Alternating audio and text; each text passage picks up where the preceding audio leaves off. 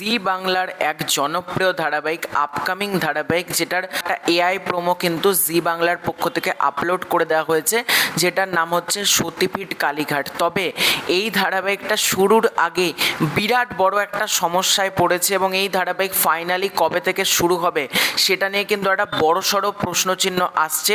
আদৌ এই ধারাবাহিক শুরু হবে কি না, নাকি শুরুর আগেই বন্ধ হয়ে যাবে, সেটা নিয়েই কিন্তু দর্শক মহলে বেশ জল্পনা কল্পনা চলছে।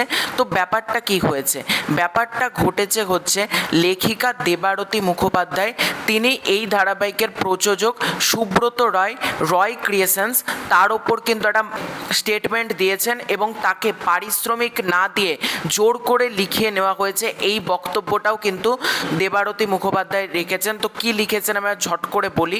এখানে কিন্তু দেবারতী মুখোপাধ্যায় সরাসরি কিন্তু সুব্রত রায় অর্থাৎ রয় সিনেওয়ার্কস প্রাইভেট লিমিটেডকে কিন্তু কর্ণধারকে ট্যাগ করে তিনি বেশ কিছু কথা লিখেছেন এবং তাকে কিভাবে জোর জবরদস্তি করে নানানভাবে তাকে ধারাবাহিকটা লিখিয়ে নেওয়া হয় এবং লেখানোর পর মানে তাকে কোনো রকম পারিশ্রমিক তো দেওয়া হয় না, উল্টে সে যখন চ্যানেল কর্তৃপক্ষের সাথে যোগাযোগ করে জি বাংলার পক্ষ থেকে, তো তাদের চাপে রয় সিনেওয়ার্কস কিন্তু একটা চেক দেয়, ভবিষ্যতে সেই চেকটা কিন্তু বাউন্স হয়ে যায়।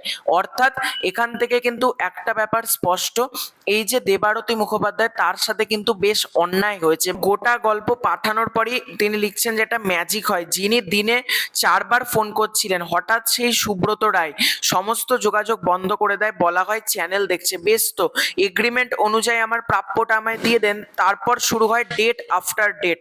এরপরে আমি আবিষ্কার করি জি বাংলায় এই নতুন আসা সিরিয়ালের প্রোমো। আমি আবার যোগাযোগ করি, বলা হয় ওটা নাকি অন্য গল্প, আমার নয়। তবু এগ্রিমেন্ট অনুযায়ী আমাকে আমার পারিশ্রমিক মিটিয়ে দেওয়া হবে। আমায় প্রথমে 10ই জুন বলা হয়, তারপর আবার ডিলে।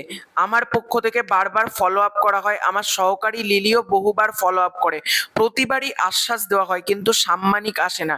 শেষ পর্যন্ত আমি জিকে জানাই, তাদের পক্ষ থেকে চাপাচাপির পর আমাকে একবার অনলাইন ট্রান্সফার, একবার অন্য কিছু টাল বাহানার পর বলা হয় এসে চেক নিয়ে যেতে হবে। বহু দূর থেকে রয় সিনেওয়ার্কসের অফিস থেকে আমায় একটি চেক নিয়ে আসতে হয়, এনে দেখি পোস্ট ডেটেড চেক, 3 দিনের পরের ডেট। তবুও আমি চেকের ডেট আসা পর্যন্ত গুড ফেথ এর অপেক্ষা করি।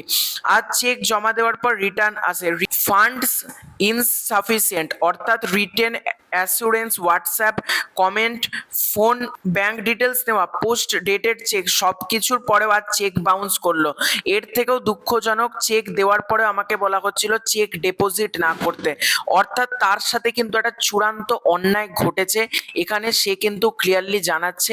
এবার দেখা যাক ইন ফিউচার ধারাবাহিকটা শুরু হয় নাকি ধারাবাহিকটা বন্ধ হয়ে যায়, সেটা একটা দেখার মতন ব্যাপার হবে, কারণ তিনি কিন্তু আইনি মাধ্যমে যাবেন, এটাও কিন্তু তিনি স্পষ্ট জানিয়েছেন। তো এটাই ছিল আজকের ভিডিও।